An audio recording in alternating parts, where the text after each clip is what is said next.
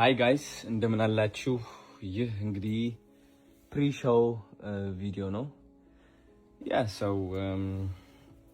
እንዳሰብነው ሰው አልመጣልንም። I mean, what can you do about that? You know what I mean? Look at that. I mean, there's a good amount of people, but it's not a lot. ቀስ በቀስ ነው ሰው እየመጣ ያለው. They're late, most people, and also, እንዳሰብነው አልሆነም። እንደዚህ አይነት ሞመንቶች የውድቀት ሞመንቶች I think ይባላሉ በአብዛኛው አስተሳሰብ, but also this type of moments እግዚአብሔር የሚጠቀምባቸው ሞመንቶች ናቸው እኛን ለመፈተን, ለማየት በእምነታችን እንደጸናን. and also በአብዛኛው ሰው ውድቀት ተብሎ የሚታሰበው ነገር የእግዚአብሔር ፈተና እንደሆነ ይገባኛል. ያ የምትመኘውና የምትፈልገው ነገር ከመስጠቱ በፊት ያሳልፋል ትንሽ, በማትፈልጋቸው ስሜቶች ያሳልፋል. ኦፍ ኮርስ አሁን እንደ አንድ አዶናይ በጣም ብዙ ስኬት ያሳካውኝ ሰው ነኝ. የጠበቅኩት የሰው መጠን ነበረ, amount of people, but አልተገኙም. and it's okay, and I'm not upset at anyone, I'm not upset at anything. Of course I might be a little bit sad, but however stage ላይ ስወጣ ምን አይነት ኢነርጂ ይዤ ነው የምወጣው? እግዚአብሔር እሱ ነው ማየት የሚፈልገው. ፈትኖኝ እያለ ያ እምነቴን ይዤ እወጣለሁ ወይ? ሜቢ 50 ሰው 100 ሰው ሾው አፕ አድርጎ እያለ 2000 ሰው ሾው አፕ እንዳደረገ አምኜ ያ ስሜት ያ ኢነርጂ ማንጸባረቅ እችላለሁ ወይ? because 200 ሰው ብቻ መጥቶልኛል ብዬ የ200 ሰው ወይም ደግሞ በቃ ያዘነ ኢነርጂ የተዳከመ ኢነርጂ ይዤ ከወጣው what is that going to do? ያ ሪያሊቲ ወይም ያ እውነታ ይቀጥለዋል ማለት ነው. ፈተናዬን አላለፍኩም, ግን ደግሞ እምነቴ ከፍተኛ ከሆነስ ዓለማዊ ነገር እየፈተነኝ እያለ ያልጠበቅኩት ነገር እያጋጠመኝ እያለ እምነቴ ከፍተኛ ከሆነ ግን what's going to happen is sooner or later I'm going to end up winning. So I'm excited, and ትልቅ ትምህርት ይዤላቸው እወጣለሁ. እነዚህ ሰዎች እኔን አምነው እኔን ለማየት ስለመጡ በጣም እውነት ለመናገር በጣም እድለኛ ናቸው. እኔም እድለኛ ነኝ because ትልቅ ትምህርት አስተምራቸዋለሁ. አዶናይ ማለት ታይቶ ማይታወቅ the biggest the biggest superstar ኢትዮጵያ ውስጥ. That's the belief, that's the greatness, that's the mindset I'm going to be walking by, no matter if I'm failing, no matter if I'm winning, because there's no failure, there's no winning. I've been a winner. I might lose sometimes.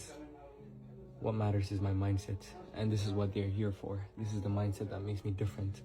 Yeah, mindset ያስተሳሰብ ነው ለየት የሚያደርገኝ. እንግዲህ ለምክንያት ይሆናል ይሁን ሊያጋጥመው. That's all I'm gonna say, man. I love you. Good luck to me.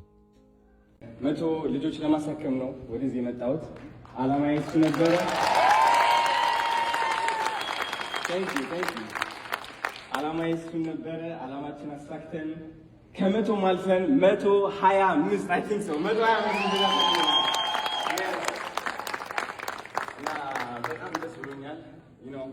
ከዲሲ ከመጣሁ ጀምሮ የተማርኩት አንድ ነገር ቢኖር ታስታውሳላችሁ? 100 ቪዲዮ ለመስራት ዲሲ ስንዞራት ዲኤምቪ ኤሪያ ያልሄድኩበት የለም. ባኪሞር ደርሰን በዛ ወጥተን ጨንቆኝ ከሌሊቱ 2 AM ሆነላችሁና ስንተኛ ቪዲዮ ላይ ነኝ አሁን? ወደ I think 19 ወይ 20 ቪዲዮ።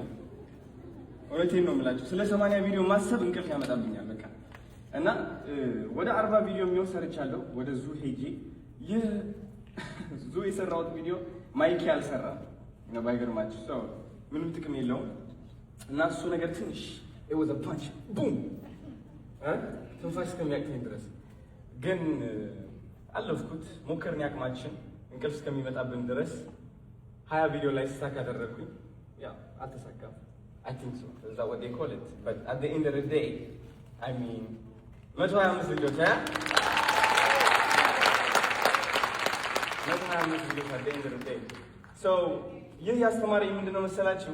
አንዳንዴ ስኬታማ መሆን አይችልም አንዳንዴ በሰዎች መነጽር ማለት ነው. ውጣ ውረድ አላት እቺ ህይወት. ኦፍ ኮርስ ሁላችንም እንደምናውቀው ውጣ ውረድ አላት። ግን ደግሞ አንዳንድ ዝቅታ ለምክንያት ነው። ይህ ዝቅታ አስፈላጊ ነው። የብዙ ሰዎች ትኩረት ለማግኘት ይሆናል። አዲስ ያላሰብከው በረከት ለማምጣት ይሆናል። who knows እኔ ውድቀቴ ነው ብዬ ያሰብኩት 20 ቪዲዮ በቢል ጌትስ ፋውንዴሽን ሩዋንዳ ታይቶ 25 ልጆች ስፖንሰር እንዲያደርጉኝ አድርጎኛል። ስለዚህ የውድቀት ነው ወይስ ምንድነው? ውድቀት ነው ብዬ አላስብም እኔ እውነት ለመናገር እና አሁን እዚህ የማያችሁ በጣም ደስ የምትሉ የሀገሬ ልጆች በጣም የምታምሩ አለባበሳችሁ ኩል ሁላችሁ ጸዴ very smart just like me ሁሌም ራስን እያደነቅ ታደንቃለህ። እንደዛ ነው ነገሩ ነው። ይህን የሚያክል ዋርነር ቲያትር የሚባል ታሪካዊ ቦታ እንደነ ጄዚ እንደነ ፕሪንስ እንደነ what's his name Usher እንደነ አሸር የሰሩበት ፐርፎርም ያደረጉበት ማን ይሞላልኛል? ዶንት ጌት ዩ ለሻቱ ያገሬ ልጅ yes የሰሩበት ታሪካዊ ቦታ ተዳፍሬ ለምን ቡክ አደረኩት? ለምን ምንድነው ያዳፈረኝ? እንዴት ነው ስኬታማ ሆናለሁ ያረጋገጥኩት? አይ ቲንክ በጣም ብዙ ሰዎች ከስኬት ጋር ያላቸው ቁርኝነት በጣም ይጎዳቸዋል ነው። በጣም ጥብቅ ይላል። እኔ ግዴታ ካልተሳካልኝ እኔ ሰው አይደለሁም ይላል። ካልተሳካልኝ የሆነ ነገር አልጀምርም ይላል። የሆነ ቢዝነስ ለመጀመር እንደሚሳካላቸው እርግጠኛ መሆን አለባቸው። የሆነ ስራ ለመጀመር ሶሻል ሚዲያ ለመክፈት እንደሚሳካላቸው እግዚአብሔር ይሁን ሰው ይሁን አረጋግጠው እጃቸው ይዞ እንደዚህ እንዲጎትታቸው ይፈልጋል። አዶናይ ስኬታማ ያደረገው ህይወት ላይ ምንድን ነው? አይ ቲንክ አዶናይ እናንተ እንደምታስቡት ሜቢ ታስቡ ይሆናል አሁን ነው ከስኬት ጋር ያን ያህል ሱስ የለውም። ውድቀትን ስትቀበል ስኬትን ትቀበላለህ። which is ወደዚህ ቲያትር ታሪካዊ ቲያትር ስመጣ ይህ ቦታ እንግዲህ 2000 ሰዎች ይዛል። ከ2000 ሰዎች የምትወዱኝ ሀገሬ ልጆች መጣችኋል። ቴንክ ዩ ሶ ማች አመሰግናለሁ።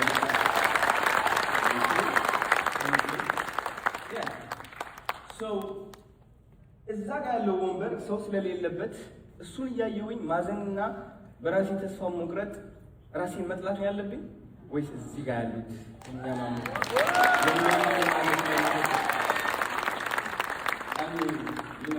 ይህ የህይወት ህግ ነው። የምታተኩረው ሁሌ ታገኛለህ። አብዛኞቻችን ውድቀት በጣም ከመፍራታችን የተነሳ አትኩሮታችን ሁሌ ውድቀት ላይ ነው። የተሰጠን በረከት አናይም። ባርኮቶች ናቸው እናንተ እንግዲህ ወደዚህ ስለመጣችሁ